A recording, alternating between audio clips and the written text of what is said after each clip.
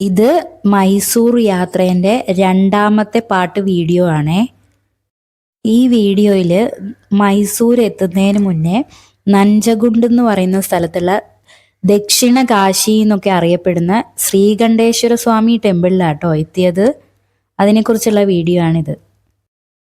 ഇതിൻ്റെ പാർട്ട് 1 കാണാത്തവരാണെങ്കിൽ അതും കൂടി ഒന്ന് കണ്ടു നോക്കണേ. ഒരു മൈസൂർ യാത്രേൻ്റെ 7 വീഡിയോയിലുള്ള രണ്ടാമത്തെ വീഡിയോ ആണ് കേട്ടോ ഇത്.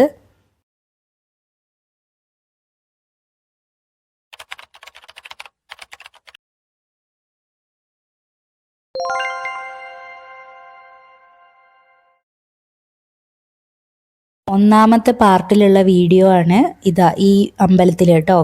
നല്ല കാറ്റൊക്കെയുള്ള ഹുലിഗിന മുരാടി വെങ്കിടേശ്വര സ്വാമി ടെമ്പിൾ എന്ന് പറഞ്ഞിട്ട് ഗുണ്ടിൽപേട്ടയുള്ളൊരു അമ്പലമാണേ.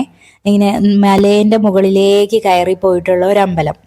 അതിനെക്കുറിച്ചുള്ള വീഡിയോ ആണ് ഒന്നാമത്തത്.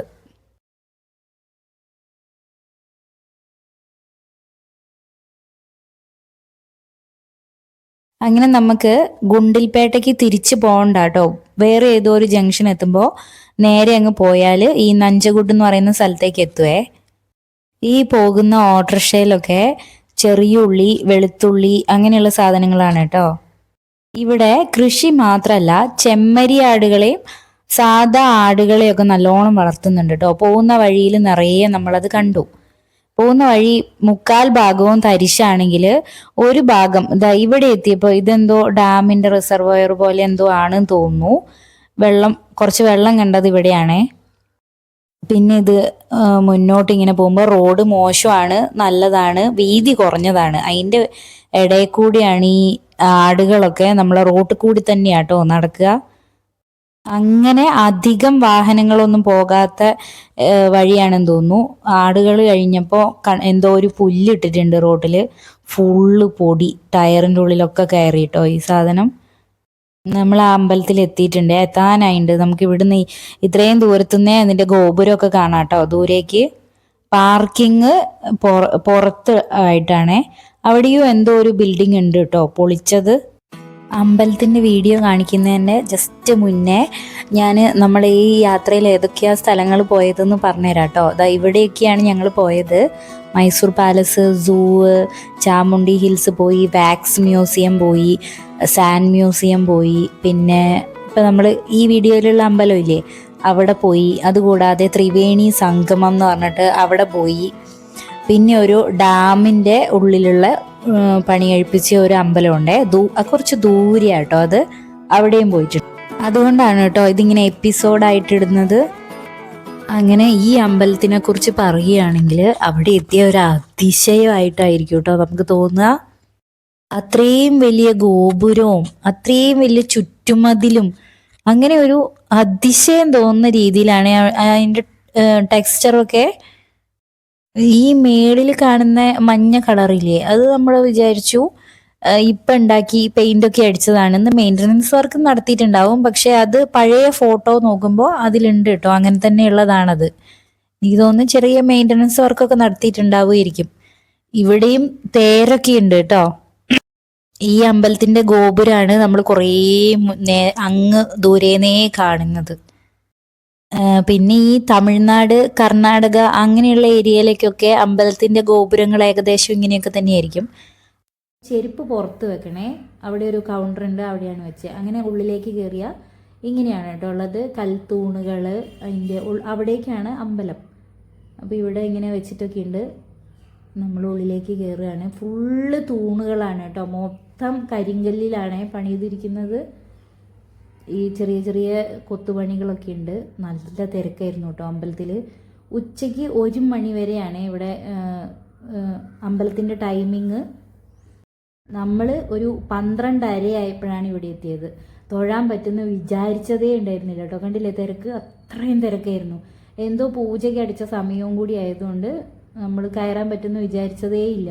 പക്ഷെ ഞങ്ങൾക്ക് കയറാൻ പറ്റി കേട്ടോ. തുറന്നതേ എല്ലാവരും കൂടി ഉന്തി തള്ളി എങ്ങനെയൊക്കെ കൂടി അതിൻ്റെ ഉള്ളിൽ. പിന്നെ നമ്മളൊന്നും ചെയ്യണ്ട, പുറകിൽ നിൽക്കുന്നവരെല്ലാം ചെയ്തോളും. അങ്ങനെ നമ്മൾ തൊഴുത് പുറത്തിറങ്ങിയിട്ടുണ്ടേ. കുറച്ചധികം സമയം വേണ്ടി വന്നു കേട്ടോ എല്ലാം ചുറ്റി നടന്ന് കാണാൻ വേണ്ടിയിട്ട്. അങ്ങനെ ആ ഫുൾ ഇരുടല്ലേ അവിടെ. ഇരുട്ടത്തുനിന്ന് ഇങ്ങനെ പുറത്തേക്ക് വന്നപ്പോൾ ഇവിടെയുള്ള ഒരു കാഴ്ച, ഒരു ചെറിയൊരു മരം, അതിനോട് ചുറ്റിയിട്ട് ഇങ്ങനെ കുറേ ഗോപുരങ്ങൾ, ആളുകൾ, നല്ലൊരു രസമായിരുന്നു കേട്ടോ അവിടെ പോയപ്പോൾ. നമ്മൾ കാണാത്ത സ്ഥലങ്ങൾ പോകുന്നത് പോലെ തന്നെ കാണാത്ത അമ്പലങ്ങൾ പോകുന്നതും ഒരു പ്രത്യേക ഒരു ഇതാണ്.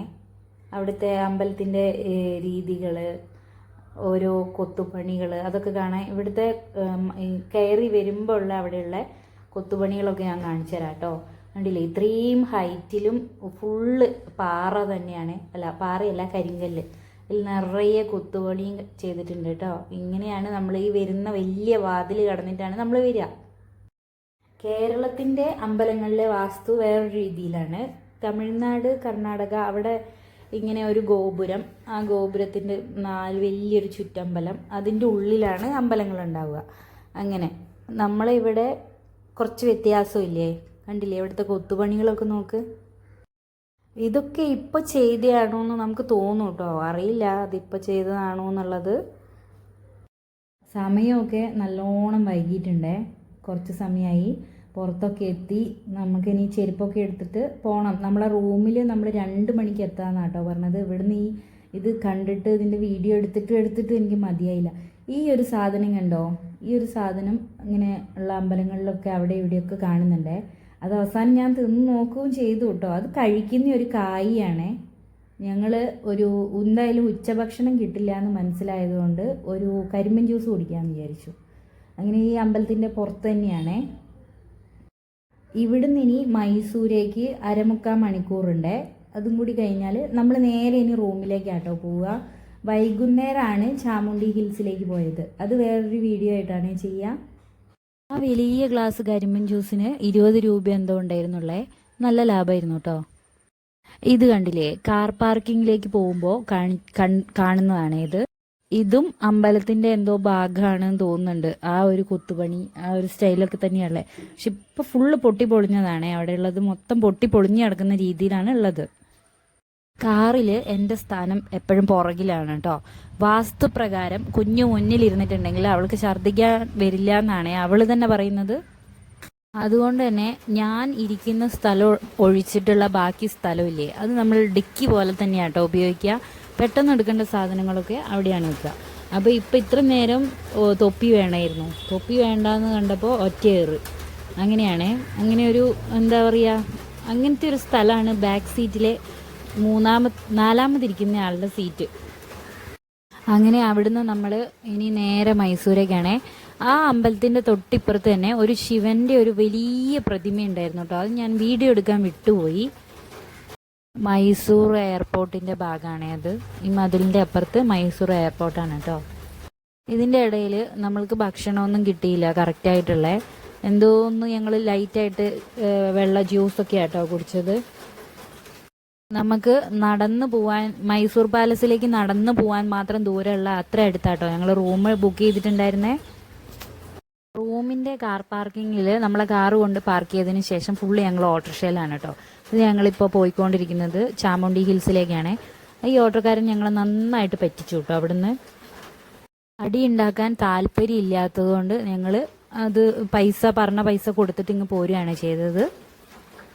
പിന്നെ അധികം ഡയലോഗ് പറഞ്ഞാൽ നമ്മൾ മലയാളത്തിൽ പറയുമ്പോൾ ഏക്കത്ര മനസ്സിലാവില്ലല്ലോ, വെറുതെ എന്തിനാ കുറേ ഡയലോഗ് കളയുന്നതെന്ന് വിചാരിച്ചു. അങ്ങനെ നമ്മളിപ്പോൾ ഉള്ളത് ചാമുണ്ഡിയിലാണ്. ചാമുണ്ടീൻ്റെ വീഡിയോ ഞാൻ അടുത്ത ഒരു എപ്പിസോഡായിട്ടാണ് ചെയ്യുക. അപ്പോൾ താല്പര്യമുള്ളവർ എന്നെ സബ്സ്ക്രൈബ് ചെയ്ത് വെച്ചേക്കേ. ഇനി 1ാമത്തെ എപ്പിസോഡ് കാണാതെയാണ് കാണുന്നതെന്നുണ്ടെങ്കിൽ അതൊന്ന് ജസ്റ്റ് കണ്ടു നോക്ക് കേട്ടോ. ചിലപ്പോൾ നിങ്ങൾക്ക് ഇഷ്ടപ്പെട്ടാലോ. എല്ലാ തിങ്കളാഴ്ചയാണ് കേട്ടോ ഞാൻ വീഡിയോ ഇടാറ്. അപ്പോൾ ഇത് കഴിഞ്ഞിട്ടുള്ള അടുത്ത തിങ്കളാഴ്ച ചാമുണ്ഡി ഹിൽസിൻ്റെ വീഡിയോയും കൂടി വരുവേ. എൻ്റെ ചാനലിൽ ട്രാവൽ വീഡിയോസ് മാത്രമല്ല കേട്ടോ, കുക്കിംഗ് വീഡിയോസും ഉണ്ടാവുമേ. ട്രാവൽ എന്ന് പറഞ്ഞിട്ടുണ്ടെങ്കിൽ ഇങ്ങനെ അടുത്തടുത്ത് വലിയ ദൂരെയുള്ള യാത്രകളൊന്നുമല്ല, അടുത്തടുത്ത് പോകാൻ പറ്റുന്ന സ്ഥലങ്ങളാണ്.